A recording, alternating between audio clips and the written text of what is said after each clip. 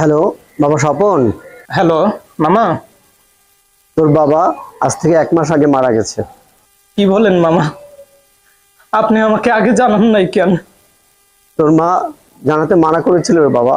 এত টাকা খরচ করে তুই একটা চাকরি পেয়েছিস, যদি জানায় মন খারাপ করে তুই চলে আসবি, চলে আসলে তোর চাকরিটা চলে যাবে। সেজন্য তোর মা আমাকে বারবার বারণ করেছিল তোকে না জানাতে, কিন্তু আজ মানা করার মতো কেউ নেই। তোর মা এবং তোর ভাই আজ এক দুর্ঘটনায় মারা গেছে।